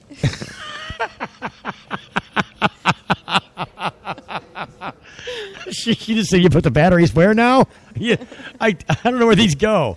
And how small are the batteries? I can't actually see them. Let me get the tweezers. I literally had an older woman say that. I was like, just take the battery out. She's like, I can't. Let me get my tweezers. I was like, do not get the tweezers. Tweezers and batteries, not a good combination. This is like saying I got something stuck in the outlet. Yeah, well, I was thinking about doing tutorials specifically for old people. Like, this is the battery, and this is where you put it in. This is the way you put the battery in. This is not the way to put the battery in. Yeah, kind of. It has to be like that. But that's good because... they're getting the medicine that they need. They're not popping tons of pills every day. Which one's the worst with instructions? The old people or the stoners? Oh, God. I would say the baby boomers. Really? Yeah, which is pretty surprising. But with, vaporizers and this new technology coming along, I think it's just, it blows a lot of people's minds. There's no buttons, but how do you turn it on? It's so simple. Maybe you're just thinking too hard. Right. Just yeah. It's like this is a joke. Have you ever seen this ABC series called it's based on the 80s, the Goldbergs. Have you watched the Goldbergs ever? No, I have not. Oh man, you got to watch the Goldbergs. So it's been on for a couple of seasons. I think they're going into season 3, but Adam Goldberg's an actor. Mm-hmm. And as an actor, you've seen him in movies and films and stuff. But he's about my age. Mm-hmm. And so I grew up through the 80s. And so he writes about, talks about, makes references to, during the program, all this stuff. It takes place in the 80s. It's about his childhood and all the stories that come from his childhood. But now that I walk down that path, what did you do? Was just something funny you said? I just say tons of funny stuff. I forget. Can we swear on here? It doesn't matter. We're online. I don't encourage it. We're fucking America. Sorry, I won't swear. What the hell do you want from me? Damn already. What am I, your mother? 80s, tweezers, batteries. Yeah, that's where we go. That's Baby the path. boomers. Baby boomers. So, no buttons. Sorry. I forgot, though. I forgot why I completely... Dude, Right. I forgot. I totally forgot about what the joke that I was trying to tell. Story of my life. This has something to do with oh, jeez. You know what? I'm going to have to freshen it up. I did promise some people... Hang on a second. I'm going to play this because I did say... I hope I have enough time. Do we have enough time? I don't care. I'm making enough time. If I have to, I'll stop it briefly. So here we go. This is this Now a Patient. Listen to this real brief. This is from the GC3, the Genesee County Compassion Club. I tried to do this before the last break. Shut up so you can do it before this one. Here we go. Here we go. Oh, is it playing? What's going on here? I'm not hearing the audio. Oh, I see. It's just quiet. It's real. Where's it at? Oh, come on. How are you going to lame out on me? Here we go. It's going now.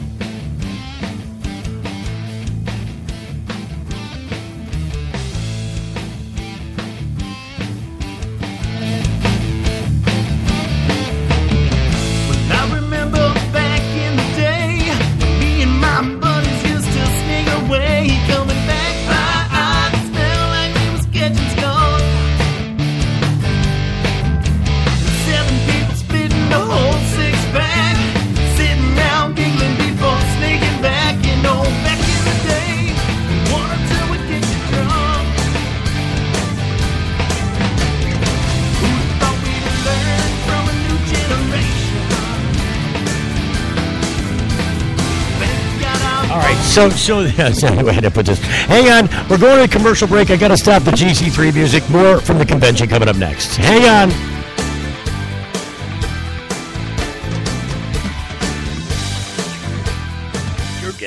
full melt. Get growing with GrowMax. Indoor, outdoor, beginner, or a warehouse full of Gavitas, probiotic organics, or huge production with Max Power monster aeroponics systems. We can help you rock it. YouTube GrowMax with 2 X's. Customer service is why we're blowing up. And I'm Dave. My cell number is 906-221-2111. We also specialize in electrical and HVAC and new double-ended bulb technology. 906-221-2111. Get growing. GrowMax.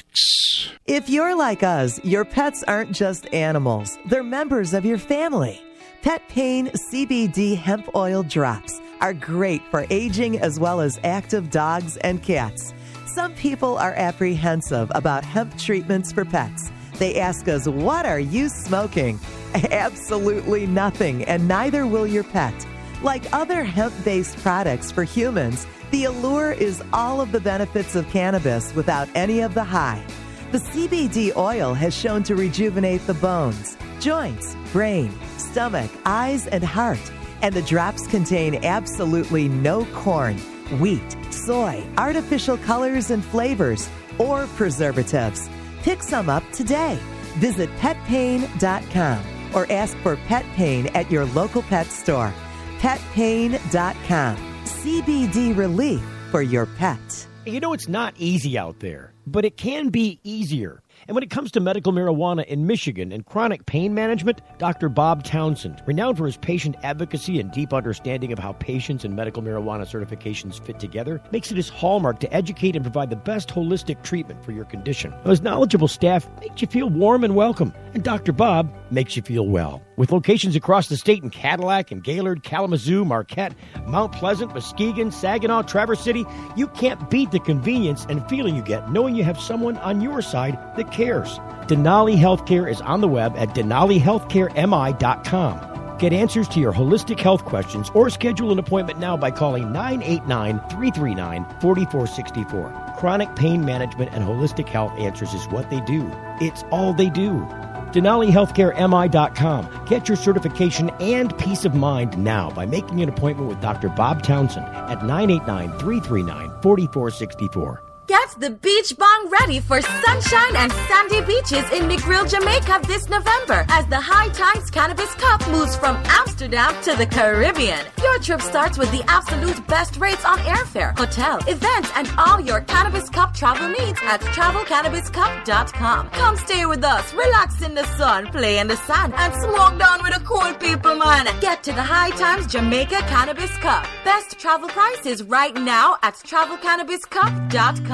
It's the Full Melt Radio Show. Radio Show.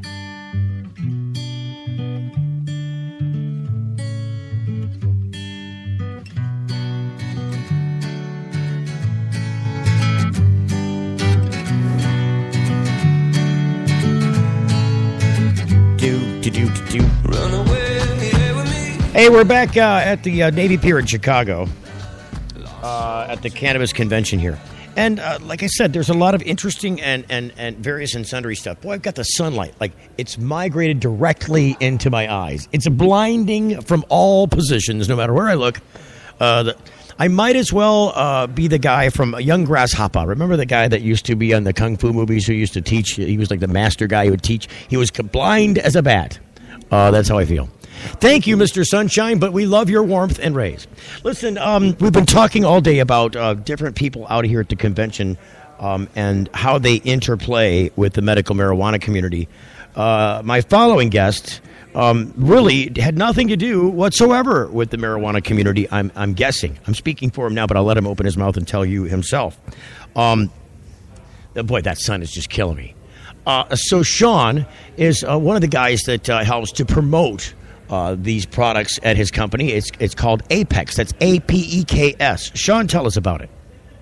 Well, get the microphone right here. I'm sorry. Well, one more time. There's a little switch. There we go. All right, there we go. My name's Sean Litterini. I'm the director of sales with Apex Supercritical.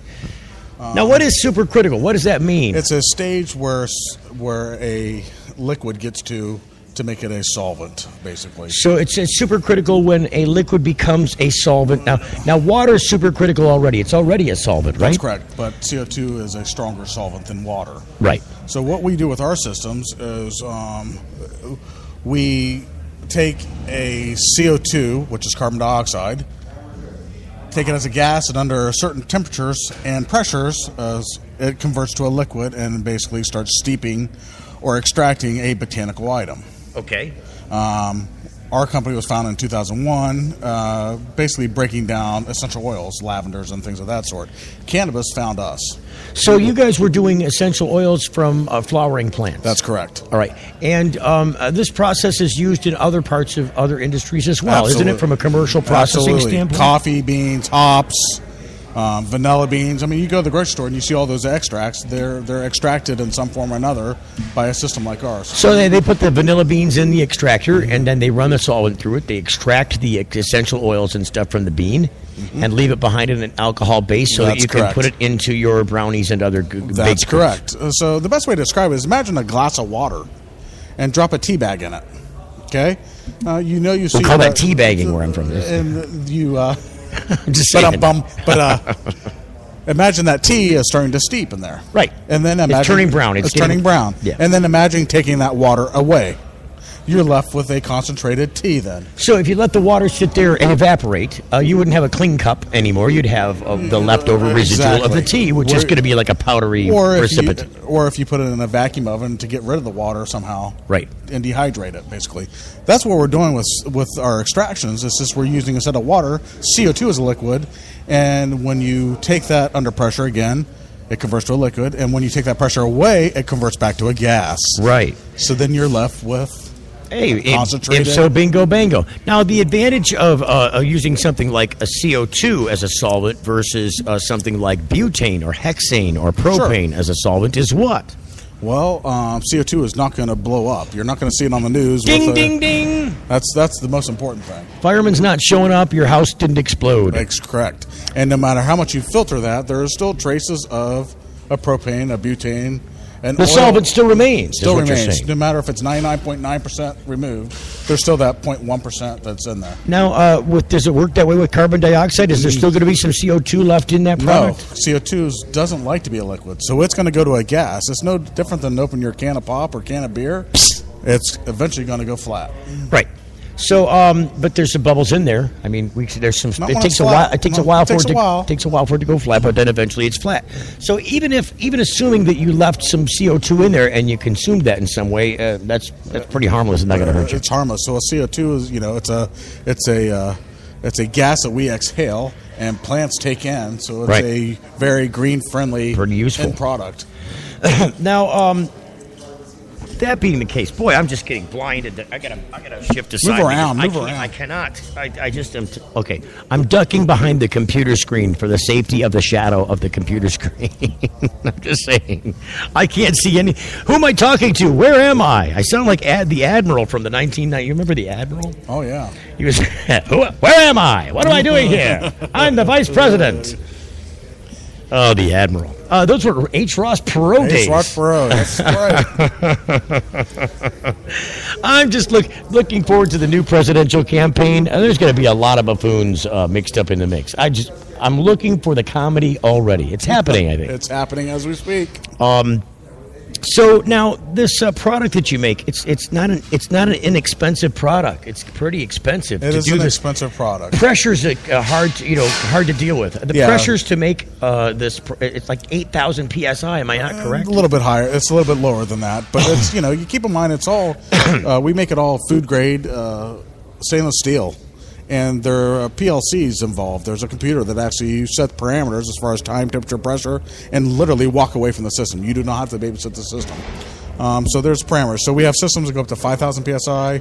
We have systems that go up to 2,000 PSI. And then we have the one we have at the show, which we call our benchtop unit. It goes to 1,500 PSI. So now, is it that the higher the PSIs, does it work better that way? Tell me about the PSI. It's a little bit different. For the cannabis market itself, you really don't need it that higher pressure. But there's other botanical items out there that need that higher pressure. It's all based on molecular weight. Right. So now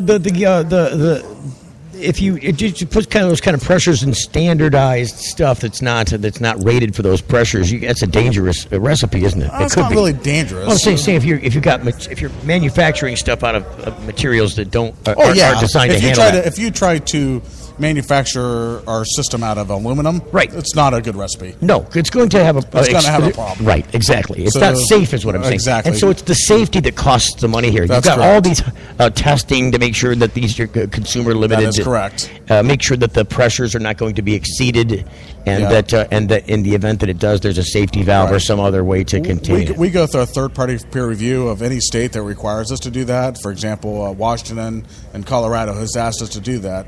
We're third-party peer reviewed by the state engineer's office that we meet the standards that are required. So kind of the equivalent to the UL listing? Kind of, basically. Through Washington, it's through the liquor board, handles the cannabis industry out there. And in Colorado, it's the MED, the Marijuana Enforcement Department. Right. And so we're approved in Colorado by even the Denver fire departments as well as other fire departments saying that our systems are safe and they do what they say they're going to do. No. Oh no! Yeah, but don't be shutting the power off. No, what time? Look, we're doing a live show. Can you scram for a minute so we cannot shut the power off? The power doesn't go off until 7 o'clock. The program is over at 7. Good Lord, he's trying to. So I don't want to be rude, but that was kind of rude. That was a little rude. That's all right. So now I guess it's the way it works in Chicago. I guess sometimes. Hey, we're gonna come on. We're pulling the plug. Hey, here's a 20. Shut the hell up. Now, I didn't give a 20, but I did give a hand spanking. Scram, Amscray. That's So right. anyway, listen. The machinery is designed to make extracts, and you're using cannabis to make the extracts. For people who are I'm very familiar, extremely familiar with extracts, especially cannabis extracts. For those who don't know about them, can you give them a little overview real quick? Yeah, I mean, based on the tunability of the CO2, you can create anything from a vape pen, which you can actually smoke the oil from cannabis, or put it in edibles such as candy bars or sodas, juices, brownies, muffins, whatever the situation might be, gel caplets, and it helps those people that are in need for it. People they vaporize these oils. That's what I'm talking about when smoking it for a vape pen. So they use them in vaporizer pens. Vaporizer pens. They use them in e-nails. E-nails. That's called dabbing. Dabbing, and they dab with bongs. They can do that as well. There's the little thing that you can heat with like a titanium nail kind of thing going on. Similar to the dabbing. I'm just saying. I'm just trying to give people an overview for those who are not familiar. Basically, they heat up. You basically put it's a really thick substance, more like like a old honey. You know how old honey really starts to caramelize a little bit, really thick. You put that on a nail, heat that nail up, and it's going to let off smoke. The reason they call it dabbing is because a little dab. A little dab will do you. I mean, we're talking rice grain, get an army high. Keep in mind, these are different. The cannabis and these type of extracts are a lot different than the actual joint that you know about from because here's the situation. That joint is the raw plant product, and you're maybe at 10% THC. Right. THC is the chemical that gives 20 at best. 20 at best, but 10 to 15 on average. You do the concentrate. Then that's the THC is the chemical that gives you the high. The euphoric effect, right? The euphoric effect, that's right. Now, when you're on a concentrated formula, that number can go 70 or 80%. Now, you guys have a website. Can people go and learn more about Apex and the different levels of manufacturing that you have for this type of product? Yeah, our website is www.apex, that's APEKS, supercritical.com. ApexSupercritical.com, APEKS for Apex. Do people ask you a lot of questions about concentrates? Do they ask you specific, or they just want to know about the machinery, how much it costs, where can I get it? It's a little bit of both. You get a little bit, people just trying to learn about the industry in itself, and you have to lead them to the water, if you will. This started as a small business in the backyard. It's grown to over a $9 million business a year. Cannabis found us in 2012. We did a little combination of, there were essential oils and cannabis in 2012, and had revenues of $750,000. Wow! And in 2013, we did $3.2 million. Last year, we hit 9.5. And this year we're on at the rate to go around 15 to 20. Sean, thank you for coming on the program. Good luck to you and your company in the future. I appreciate it. Dabs away is all I got to say to you. Thank you. We'll see you sometime soon. More coming up. We'll wrap things up here at the Canna Con convention at the Navy Pier in Chicago for My Compassion next. You're getting the full melt. Got something to hide? Canna offers discreet and effective storage solutions that destroy odor, so nobody knows. Canna is a patented charcoal-activated bag that discreetly stores your marijuana. Canna is made from the same material as military chemical warfare suits. Get yours at cannalock.com. Visit cannalock.com to learn more about no-smell technology. Imagine a world where patients can use marijuana like any other medicine. The Marijuana Patients Organization challenges the status quo by helping our neighbors to enjoy a better quality of life. Visit the MPO at marijuanapatients.org and enjoy informative articles, engaging debates, and information about treatments, doctors, and dispensaries in your area. Over 50,000 people have registered at marijuanapatients.org since 2010.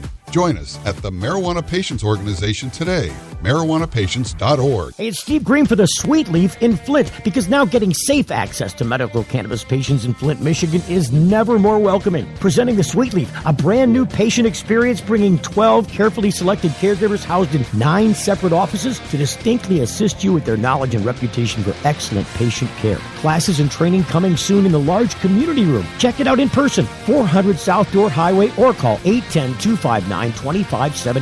The Sweet Leaf Center in Flint, 810-259-2571. If you're like us, your pets aren't just animals. They're members of your family. Pet Pain CBD hemp oil drops are great for aging as well as active dogs and cats. Some people are apprehensive about hemp treatments for pets. They ask us, what are you smoking? Absolutely nothing, and neither will your pet. Like other hemp-based products for humans, the allure is all of the benefits of cannabis without any of the high. The CBD oil has shown to rejuvenate the bones, joints, brain, stomach, eyes, and heart. And the drops contain absolutely no corn, wheat, soy, artificial colors and flavors, or preservatives. Pick some up today. Visit petpain.com or ask for Pet Pain at your local pet store. Petpain.com. CBD relief for your pet. It's the Full Melt Radio Show. Radio show. Back on Monday afternoon at 7 p.m. Eastern Standard Time. It's been a great time here in Chicago. 3 days, 2 nights in the Windy City. Awesome. So coming back down to lovely state of Michigan. Down to, over to, in just a bit. As soon as we wrap up this program, we're back on the road. So that we're back in Dodge for the regularly scheduled program on Monday. Footnote. We are doing a program note, I guess. Going to be in August, coming soon. August is just right there. I can't believe it's a month after the 4th of July already. For crying out loud. So we're going to be in August, third weekend. I think it's the 22nd, 23rd, if I'm not mistaken, at the Clio Cannabis Cup, the High Times Clio Michigan Cannabis Cup, doing some live broadcasting from that event. So probably Saturday and Sunday we'll do some broadcasting. I don't know. I'd like to mix it up this time around. It's going to be interesting. It's going to be fun. This will be our first time broadcasting from that venue. Went out there yesterday. This is the second annual Cannabis Cup being held in Clio at the Speedway there. Is it the Clio City? What is it called? I don't know. I can't remember the name of the Speedway. It's bugging me. If you know the Speedway in Clio, Michigan, it's the only one there. Can't miss it. That's all I'm saying. So getting ready to climb back in the car and motor back, I'll tell you, just reflecting on what's happened here this weekend, it's really different than I anticipated, what I was expecting. There are so many people here that just don't know enough about this subject yet. And I think it's mostly because the medicine is just not available. You've heard us tell you earlier in the program that 24 months into the program here in Illinois for medical marijuana, people still don't have safe access. Took them so long to get the growers online. They just started this very recently. So I can tell you as a patient and a caregiver who has to grow his own cannabis that this is going to take them a good 5 months from that point at minimum. And that's just until the plant can be harvested.